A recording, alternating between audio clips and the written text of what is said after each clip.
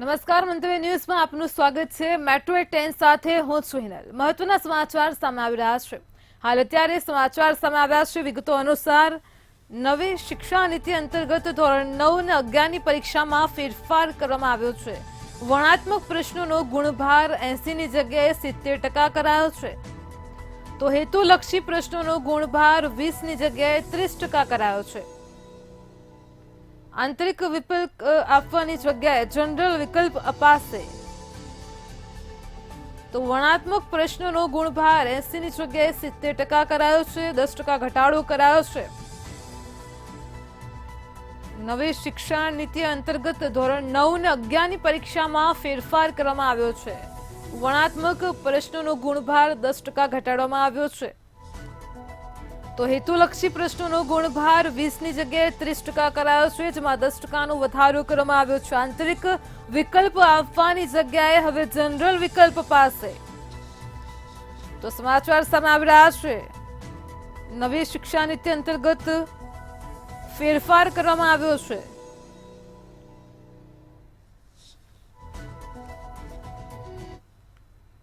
રાજકોટમાં city bus ડ્રાઈવરની દાદાગીરી સામે આવી છે। રાજકોટથી સમાચાર સામે આવી રહ્યા છે। રાજકોટમાં સિટી બસ ડ્રાઈવરે દાદાગીરી કરી છે, તો જે ઘટના પ્રકાશમાં આવી રહી છે રાજકોટથી જે સમગ્ર મામલો છે સિટી બસના ડ્રાઈવરને લઈને ડ્રાઈવરની દાદાગીરી સામે આવી છે। સતત હોર્ન મારતા વાહન ચાલકોએ સિટી બસના ડ્રાઈવરનો ઉધડો લીધો હતો। અવારનવાર સિટી બસ ડ્રાઈવરની દાદાગીરી સામે આવે છે, તો રાજકોટથી સમાચાર છે। રાજકોટમાં સ્થાનિક લોકોએ સમગ્ર મામલે ડ્રાઈવરનો ઉધડો લીધો હતો અને ત્યારબાદ સમગ્ર મામલાને ઠંડો પાડ્યો હતો।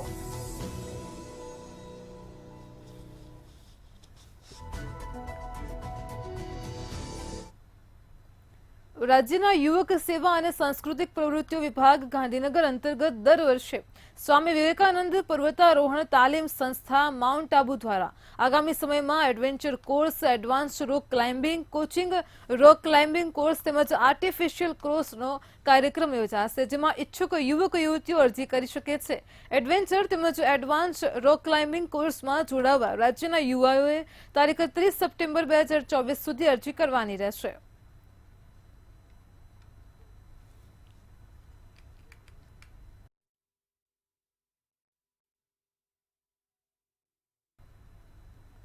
અમદાવાદના સરખેજમાં ભારતીય આશ્રમમાં નવા મેનેજર તરીકે આવેલા રામ ગઢવી સામે ગંભીર આક્ષેપ લાગ્યા છે।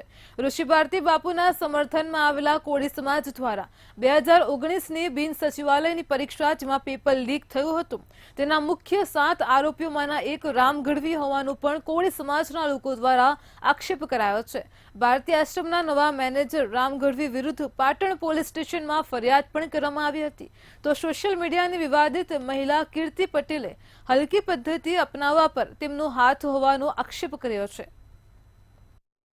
અંદાજિત 2019ની બિન સચિવાલય ક્લાર્કની ભરતીમાં 3000 વિદ્યાર્થીઓ માટે 3000ની પોસ્ટ માટે જે ભરતી હતી એમાં 6 લાખ કરતાં વધારે ફોર્મ ભરાયેલા હતા। એ બધાના ભવિષ્ય સાથે રામભાઈ ગઢવીએ ચેડા કરેલા છે। હવે આવા વ્યક્તિ જો બાપુ સામે આરોપ લગાવતા હોય તો એ વ્યક્તિ ક્યાં સુધી વ્યાજબી છે? એમને જો હરિહરાનંદ બાપુ મેનેજર તરીકે નિયુક્ત કરતા હોય તો એ વ્યક્તિ ક્યાં સુધી વ્યાજબી છે? ભારતીય આશ્રમ વિવાદને લઈને મોટા સમાચાર સામે આવ્યા છે। ઋષિ ભારતી બાપુ લંબે નારાયણ આશ્રમ આવ્યા હતા। વિશ્વેશ્વરી ભારતી પર લાગેલા આક્ષેપ પર મોટો ખુલાસો કરવામાં આવ્યો છે। ભારતીય આશ્રમ રૂમમાં બાળકી મળી આવી હતી। બાળકી વિશ્વેશ્વરીના ભાઈની દીકરી હોવાનું સામે આવ્યું છે। વિશ્વેશ્વરી માતાએ મીડિયા સમક્ષ હૈયાફાટ રૂડન કર્યું હતું અને જણાવ્યું હતું કે મેં સંન્યાસ લીધા પછી કોઈ ખોટું કામ નથી કર્યું। કોઈ દીકરી સાથે સાધુ બન્યા પછી આવું થાય તો તે યોગ્ય નથી।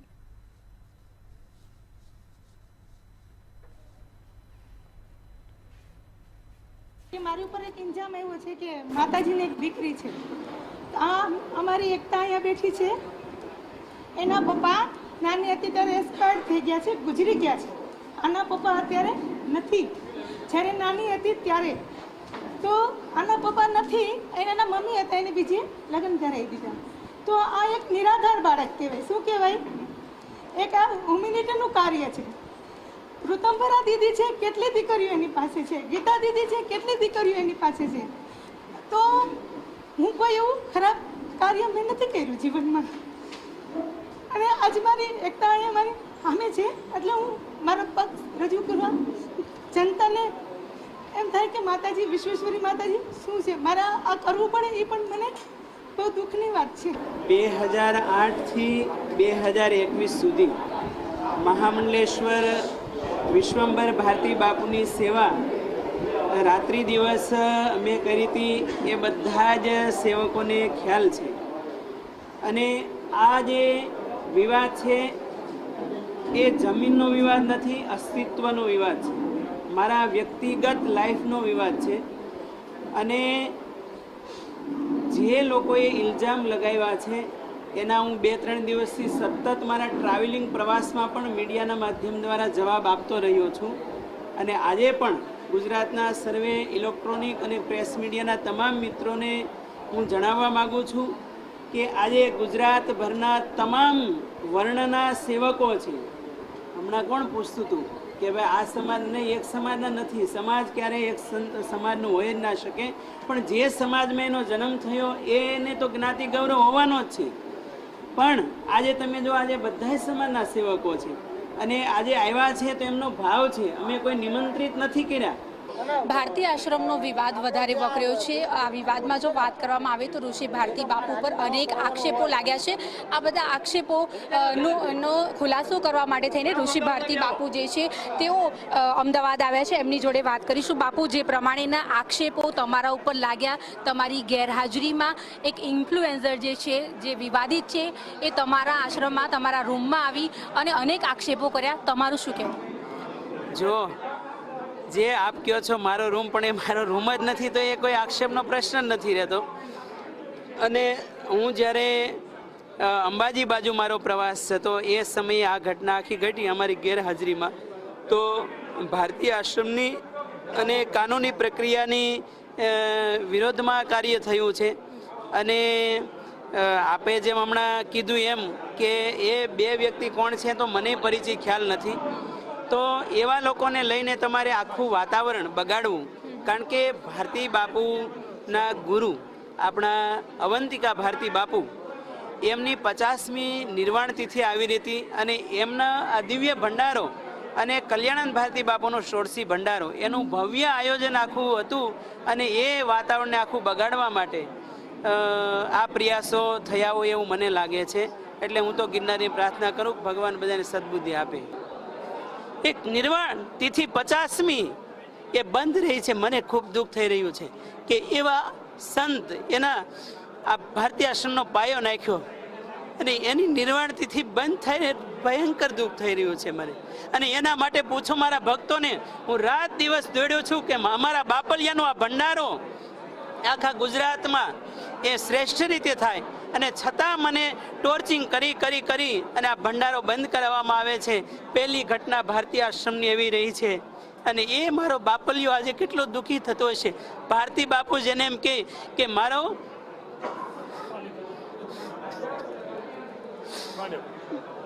બાપુ 4 મહિનાથી અમારા પ્રયાસો સતત ચાલુ હતા. મારા ભક્તોને આગળ મેં જોડી ફેલાવી છે. ભારતી બાપુ જે છે તેમણે વાત કરી છે કે તેમના જે ભક્તો દ્વારા જે પણ નિર્ણય લેવામાં આવશે તે તેમને માન્ય રહેશે. અને બીજા જે પણ લોકો જે છે સંતો મહંતો તેમની સાથે પણ તેઓ બેઠક કરવાના છે અને તેમને પણ જે પ્રકારેનો નિર્ણય લેશે તે પણ તેમને માન્ય રાખશે. કેમેરા પર્સન કેતન શ્રીમાળી સાથે અનિતા પરમાર, મંતવ્ય ન્યૂઝ, અમદાવાદ. સરખેજ આશ્રમના વિવાદમાં ગુરુ અને શિષ્ય એકબીજા ઉપર અનેક આક્ષેપો કરી રહ્યા છે. ગુરુ હરિહરાનંદ બાપુ પર તેમના શિષ્ય ઋષિ ભારતી બાપુએ જાતિવાદનું અને ચરિત્ર ઉપર લાંછન લગાવવાનો આક્ષેપ કર્યો છે. તેમજ એક સોશિયલ મીડિયાની વિવાદિત સ્ત્રીને બોલાવીને વિડીયો વાયરલ કરવાનો પણ આક્ષેપ લાગ્યો છે. સનાતનની સંતોની પવિત્ર ભૂમિ એવા આશ્રમ પર આ પ્રકારની વિવાદિત મહિલાનું આવવું અને વિડીયો બનાવી તેમજ સોશિયલ મીડિયામાં વાયરલ કરવો, તેને લઈને વહીવટ થયાનો પણ આક્ષેપ કરવામાં આવ્યો છે. સમગ્ર મુદ્દે હરિહરાનંદ બાપુની પ્રતિક્રિયા સામે આવી છે.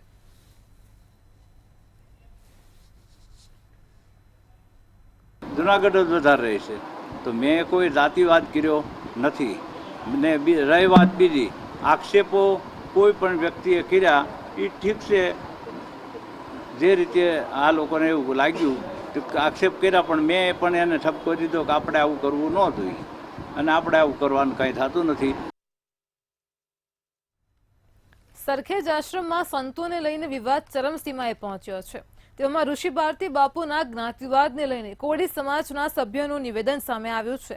ભારતી આશ્રમ સહિત અન્ય આશ્રમમાં સેવા આપતા સેવકે જણાવ્યું છે કે જો જ્ઞાતિવાદ હોય તો મને સેવામાં ન રાખ્યો હોય. સાથે કહ્યું કે દરેક સમાજના લોકો આશ્રમમાં કામ કરે છે.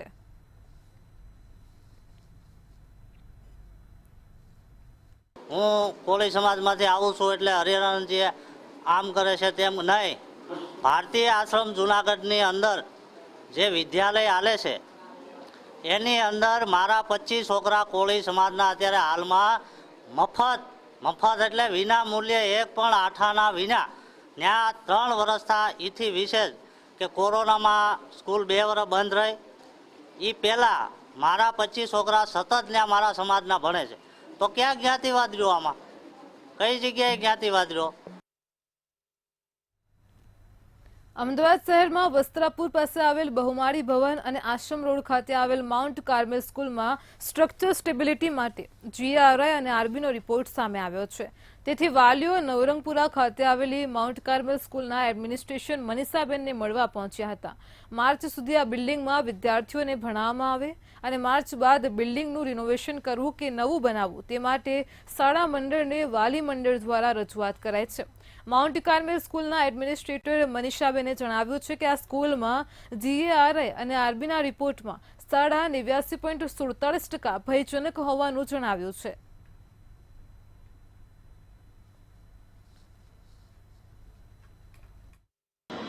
અમે ગેરી રિપોર્ટ કરાવ્યો છે, તેમાં 89.47% ડાઉટફુલ છે. તો મેં એ રિપોર્ટ ડીઓને રેપ્રેઝેન્ટ કર્યો છે અને એ પ્રમાણે અમે જે માર્ગદર્શન આપ્યું છે એ પ્રમાણે અમે ફાઇલ તૈયાર રાખી. પણ ફાઇલ જ્યારે આપી ત્યારે અમારી પાસે એફિડેવિટ માંગી કે બાંયધરી આપો કે અહીંયા જ સ્કૂલ હશે. તો એનું પ્રોસિજર ચાલુ છે. સ્કૂલનું બિલ્ડિંગ જર્જરિત છે તો તમે ચર્ચા તો કરો. આજે 9મા 10મા 11મા 12માની વિદ્યાર્થીનીઓ જેમની સવારની શાળા છે, એના પછી એમના બપોર પછીના ટ્યુશન્સ હોય, extra curricular activity totally disturb છે. આજે દીકરીઓ ઘરે આવીને પેરેન્ટ્સને કહે છે કે મારી તાત્કાલિક સ્કૂલ બદલાવડો, મારી આ બેનપણી આ સ્કૂલમાં જતી રહી, આ બેનપણી આ સ્કૂલમાં જતી રહી. એમની મેન્ટલ હેલ્થ ઉપર ખૂબ મોટી અસર પડી છે. 9મા અને 11માની દીકરીઓ અને 10મા અને 12માની, કારણ કે એ લોકો બોર્ડમાં છે અને બોર્ડમાં આવવાની છે. ઈ કોમર્સના જમાનામાં અમદાવાદનો યુવા વર્ગ ઈ સિગારેટ તરફ જઈ રહ્યો છે. ગત સપ્તાહમાં જ પોલીસ દ્વારા 18,000 ઈ સિગારેટના જથ્થા સાથે 3ને પકડવામાં આવ્યા હતા અને હાલ પણ ઓનલાઈન ઈ સિગારેટ વેચાઈ રહી છે. યુવા અને સગીર વય જૂથમાં આજકાલ ધૂમ્રપાન એક ટ્રેન્ડ બની ગયો છે.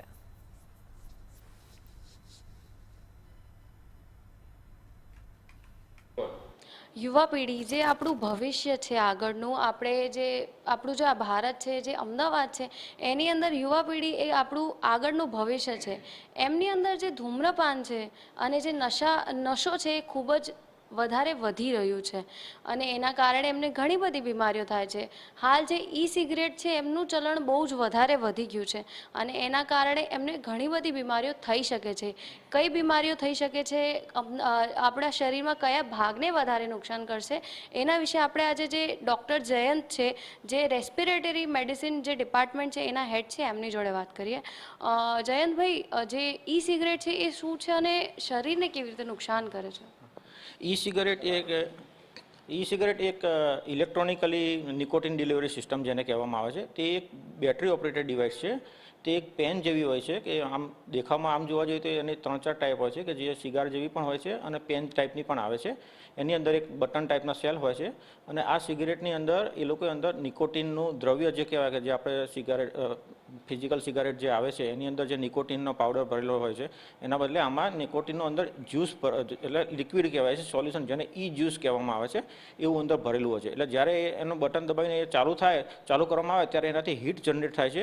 આ હીટથી વેપર્સ બને છે, એટલે કે ધુમાડો, જે પેલી રિયલ સિગારેટને સળગાવવાથી ધુમાડો થાય. તો આને એવી રીતના બટન દબાવવાથી હીટ જનરેટ થાય છે અને એનાથી વેપર્સ ધુમાડો બને છે અને એ એમ કે લોકો ઇન્હેલ કરતા હોય છે, આમ જે સિગારેટ જેમને ફેફસામાં લઈ જતા હોય છે. એટલે આ રીતના ઈ સિગારેટથી એ લોકો એટલે ધૂમ્રપાન તો નોટ એડવાઇઝેબલ એટ ઓલ, ચાહે એ ફિઝિકલ સિગારેટ હોય કે ઈ સિગારેટ હોય કે કોઈ પણ ફોર્મમાં હોય, એ ચલમની ફોર્મમાં હોય કે હુક્કાની ફોર્મમાં હોય, કોઈ પણ ફોર્મમાં હોય, સ્મોકિંગ અને ટોબેકો એની અંદરનું જે નિકોટિન દ્રવ્ય છે ખૂબ જ હાર્મફુલ છે. એ કોઈ પણ ફોર્મમાં એ લેવું ના જોઈએ અને યુવાનો હોય તો ખાસ કરીને એવોઇડ કરવું જોઈએ, કારણ કે આગળ જતાં એમના માટે આ જો વધારે ગંભીર અસરો થાય તો એમના માટે જે ગણીએ છીએ કે આ નિસંતાનપણું એવા પણ એના ગંભીર અસરો આગળ જતાં જોવા મળી શકે છે. તો આ હતા ડૉક્ટર જયંતભાઈ, જેમને જે ધૂમ્રપાન છે એમના અને જે ઈ સિગરેટ છે એના ઘણા બધા નુકસાન અને શરીરને કયા ભાગે બહુ જ અસર કરે છે એ કીધું. ધૂમ્રપાન તો જે નશો હોય છે એ બહુ જ નુકસાનકારક હોય છે બધા માટે, અને જે ખાસ કરીને જે યુવાન પેઢી છે, જે આગળ આપણું ભવિષ્ય છે, એમને તો બહુ જ વધારે ધ્યાન રાખવું જોઈએ કે નશા તરફ એ લોકો ના જાય અને આગળ વધે. કેમેરામેન કુનાલ સાથે દીક્ષા લખપતિ, મંતવ્ય ન્યૂઝ, અમદાવાદ. વડોદરામાં ભાયલી વિસ્તારમાં તૂટેલા રોડ યથાવત જોવા મળી રહ્યા છે. પૂર પછી રોડ રિપેર કર્યા હોવાના ફક્ત દાવાઓ કરવામાં આવી રહ્યા છે. નાગરિકો રસ્તા પરથી જીવના જોખમે પસાર થવા મજબૂર બન્યા છે. વાહન ચાલકોને પણ અકસ્માતનો ભય સતાવી રહ્યો છે. તો અકસ્માતના કારણે અનેક લોકો ઘાયલ પણ થયા છે, પરંતુ રસ્તાની કામગીરી ક્યારે કરવામાં આવશે તે હવે જોવું રહ્યું. અરે બહુ જ રસ્તા ખાડા, બહુ જ ખાડા છે, એવું લાગે પડી પણ જવાય. કેટલો બી ટેક્સ ભરો, કશું બી ભરો તો પણ રોડ સરખા નહીં થાય. અને વરસાદમાં તો એટલા મોટા મોટા ખાડા પડી ગયા છે ને, અરે બહુ જ રસ્તા ખાડા, બહુ જ ખાડા છે, એવું લાગે પડી પણ જવાય. કેટલો બી ટેક્સ ભરો, કશું બી ભરો તો પણ રોડ સરખા નહીં થાય. અને વરસાદમાં તો એટલા મોટા મોટા ખાડા પડી ગયા છે ને, કિચડ એટલું છે, બધું જ એટલું છે. રોજ આવનારા જનારા પબ્લિકની કેટલી હેરાન પરેશાની થતી હોય. સરકારને શું કહેવાનું? સરકારને તો બધા કઈ કઈ થાકી ગયા છે. બધો ટેક્સ ભરવા છતાં બી ના થતું હોય તો કોઈ મતલબ નથી થતો. રોડ અમે ટૂંક જ સમયમાં બનાવી દઈશું. ખરેખર મુશ્કેલી છે. હું પણ અનુભવું છું કે હું અહીંથી પસાર થતી હતી અને તમે મને મળ્યા અને તમે મને પ્રશ્ન પૂછો છો તો પણ એ બરાબર છે, લોકોને તકલીફ પડી રહી છે. પણ સોરેન્ટો બિલ્ડિંગ જે બની રહ્યું છે, 31 માળની બિલ્ડિંગ, એનું દબાણ છે અને એને પુરાણ કરેલું છે. અમે રોડ હમણાં 1.5-2 મહિના પહેલા જ આ રોડ બનાવેલો અને તૂટી ગયો છે. ખૂબ વરસાદ પણ ખૂબ વધારે માત્રામાં પડ્યો છે, એના કારણે રોડ ડેમેજ થયો છે. અને અત્યારે હું પોતે જ એવું વિચારતી હતી કે આટલી તકલીફ પડી રહી છે, તાપ નીકળે, કોરું નીકળે તો અમે એને રિપેર કરાવી દઈએ. સંસ્કારી નગરી વડોદરા, જેનું નામ હવે ભુવા નગરી પડી ગયું છે, ત્યાં આગળ આજે સવારે વધુ 3 ભુવા પડ્યા છે. આપ જોઈ શકો છો, આ મુજ મવડા રોડ છે. અકોટાથી મુજ મવડા રોડ પર વડોદરા શહેરનો વિકાસ તો ના થયો, પરંતુ રોજ નિત નવા ભુવાનો જન્મ થઈ રહ્યો છે.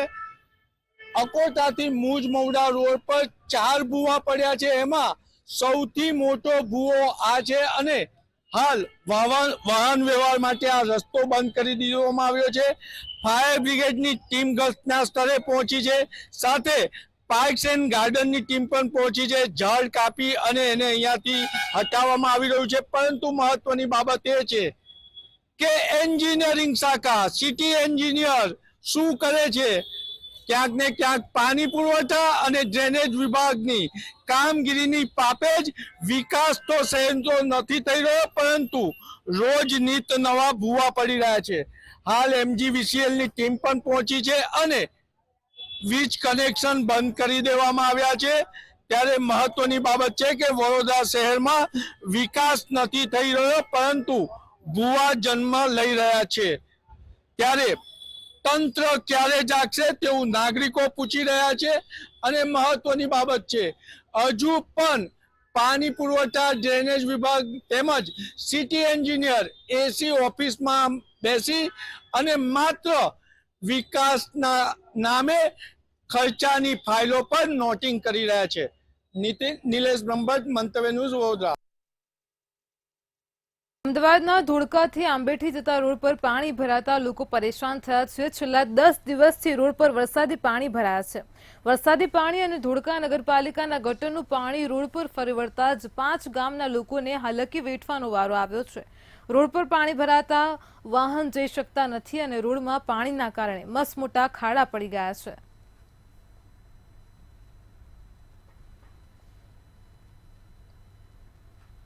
આ રસ્તાની નજીકમાં અહીંયા માલધારી 250-300 ઘરોને વસવાટ કરે છે. એમને માલઢોર ચરાવવાનો મેઇન રસ્તો આ છે. એમને પણ 10 દિવસથી હાલાકી પડે છે કે બે ગામમાં અવરજવર બંધ છે એટલે આવવા જવામાં પણ તકલીફ પડે છે. રોડ વિભાગ કંઈ ધ્યાન નથી આપતું. છોકરાઓને સ્કૂલોમાં રજા પડે છે, આવી શકતા નથી. આમ અમારે 7-8 ગામ ફરીને જવું પડે છે અને બધા જોડે સગવડો નથી હોતી એટલે છોકરાઓને ભણવામાં પણ વધારે તકલીફ છે. અમદાવાદના નિકોલમાં આવેલા મધુમાલતી આવાસ યોજનાના રહીશો થોડા જ વરસાદમાં ત્રાહિમામ પોકારી જાય છે. વરસાદમાં મધુમાલતી આવાસ યોજના ટાપુમાં ફેરવાઈ જાય છે. વધુ પડતા પાણીના ભરાવા અને ગંદકીના લીધે લોકો વારંવાર રજૂઆતો કરે છે, છતાં પણ કોઈ નિરાકરણ નથી આવતું. ત્યારે વોટર કમિટી ચેરમેન અને ધારાસભ્ય આજે અચાનક આ વિસ્તારની મુલાકાત કરી હતી. વોટર કમિટી ચેરમેને લોકોને બાંહેધરી આપી છે કે આવતા વર્ષે આ વરસાદી પાણીની સમસ્યા નહીં થાય.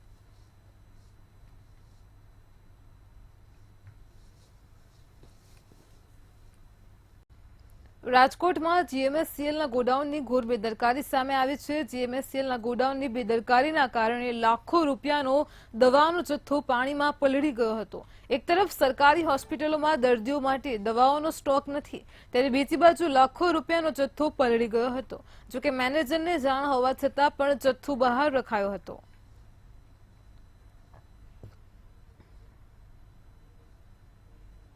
જીએમએસસીએલની ઘોર બેદરકારી સામે આવી છે. સીધા જ આપણે દ્રશ્ય દેખાડવા માંગીશ. લાખો રૂપિયાનો દવાનો જે જથ્થો છે તે ગોડાઉનની બહાર રખાતા પલળી ગયો છે.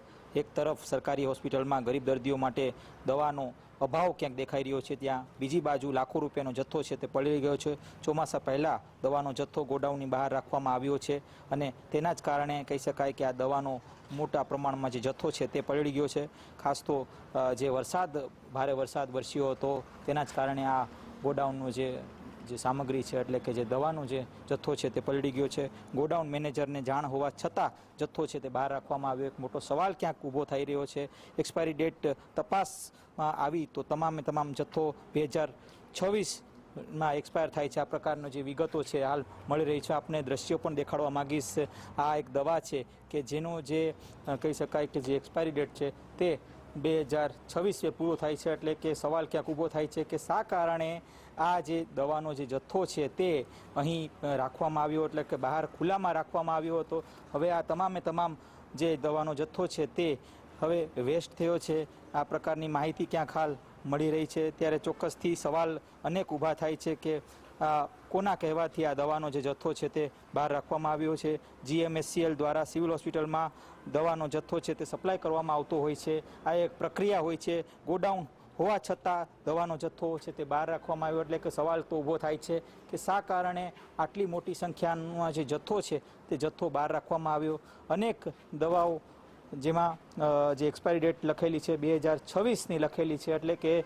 અત્યારે હાલ 2024નું સાલ ચાલી રહ્યું છે, ત્યારે 2026ની સાલના જે દવાઓ છે તે બહાર રાખવામાં આવી છે. એટલે કે સવાલ તો ઊભા થાય જ છે. ત્યારે આ સવાલને હવે કઈ પ્રકારની હવે પ્રતિક્રિયા મળે છે એ પણ હવે જોવાનું અતિ મહત્વનું રહેશે, કારણ કે આ દવાનો જથ્થો છે તે ક્યાંક લાંબા સમયથી અહીં પડ્યો હતો અને જે ગુજરાતમાં ભારે વરસાદ પડ્યો એ વરસાદના કારણે આ તમામ જથ્થો છે તે પલળી ગયો છે. આનો જવાબદાર કોણ છે, એક મોટો સવાલ ક્યાંક ઊભો થાય છે.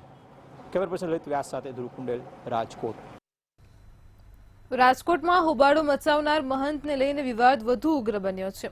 આ મામલે વાગુદડ ગામે મઢીના મહંત વિવાદમાં ફસાયા છે, જેમાં શ્રીનાથજીની મઢી આશ્રમમાંથી 2 ગાંજાના છોડ મળી આવ્યા હતા. ત્યારે આશ્રમમાં એસઓજીની ટીમ દ્વારા તપાસ શરૂ કરાઈ હતી. સમગ્ર મામલે આગળની કાર્યવાહી એફએસએલની ટીમ હાથ ધરશે.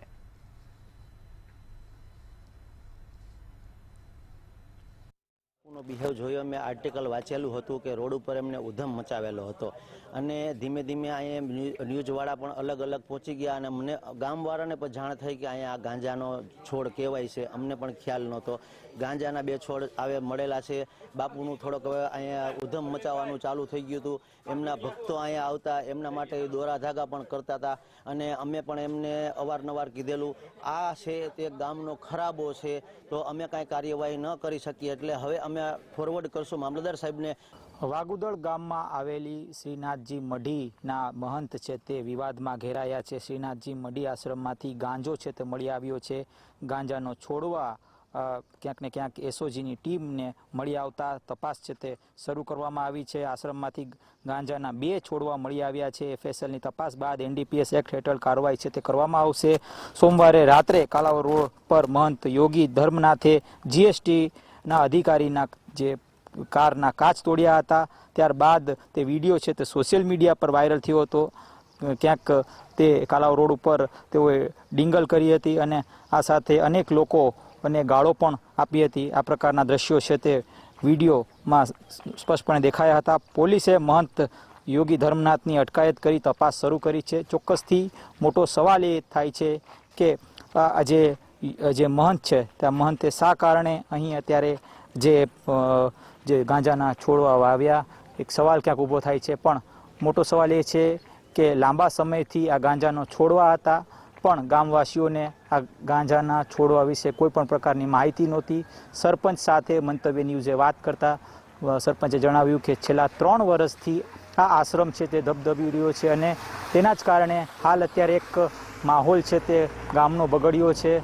ચોક્કસથી લાંબા સમયથી આ વિસ્તારમાં આ આશ્રમ એટલે કે આ ખરાબાના જગ્યા ઉપર આશ્રમ થતા લોકો અહીં આવતા હતા અને ખાસ તો મહંતની સેવા કરતા હતા. આવી એક જે પ્રાથમિક વિગતો ક્યાંક મળી રહી છે. ત્યારે હાલ એસઓજીની ટીમ છે અત્યારે તપાસ કરી રહી છે. ગાંજાના છોડવાને લઈને અનેક જે સવાલ ઊભા થાય છે તેને લઈને પણ હવે સવાલ ક્યાંક ઊભા થાય છે અને તેની પણ તપાસ શરૂ કરવામાં આવી છે. કેમેરા પર્સન લલિત વ્યાસ સાથે ધ્રુવ કુંડેલ, રાજકોટ. જૂનાગઢની સિવિલ હોસ્પિટલમાં બનતી ઘટનાઓને અટકાવવા અને દર્દીઓને કોઈપણ પ્રકારની વધુ મુશ્કેલી ન પડે તેને લઈને પાસ સિસ્ટમ આગામી દિવસોમાં લાગુ કરાશે. દર્દીઓની મુલાકાતે આવતા મુલાકાતીઓ માટેનો પણ સમય નિશ્ચિત કરવામાં આવશે. આ પાસ સિવિલ હોસ્પિટલમાં દર્દી દાખલ થતાં જ દર્દીઓના સગાઓને આપવામાં આવશે. સગાઓને રાત્રિ રોકાણ અને 24 કલાક રોકાણ કરવા માટે પણ પાસ ઇસ્યુ કરવામાં આવશે, જેમાં દર્દીના સગા દીઠ 2 પાસ તેમજ દર્દીઓની મુલાકાત માટે પાસની વ્યવસ્થા શરૂ કરવામાં આવી છે. ટૂંક સમયમાં સિવિલ હોસ્પિટલ જુનાગઢ ખાતે દર્દી સાથે આવતા સગાને રાત્રિ રોકાણ માટે તથા 24 અવર્સ રોકાવા માટે પાસ, એક દર્દી દીઠ 2 પાસ તથા મુલાકાતી દર્દીઓની મુલાકાત માટે આવતા સગાને પણ પાસ આપવામાં આવશે. મુલાકાતનો સમય નિશ્ચિત કરવામાં આવશે. મોટે ભાગે સવારે 11 થી 1 અને સાંજે 5 થી 9 દરમિયાનનો સમય મુલાકાતીઓ માટે રાખવામાં આવશે. મેટ્રો 10માં હાલ આટલું જ. પડે પણની અપડેટ મેળવતા રહો માત્ર મંતવ્ય ન્યૂઝ પર. નમસ્કાર.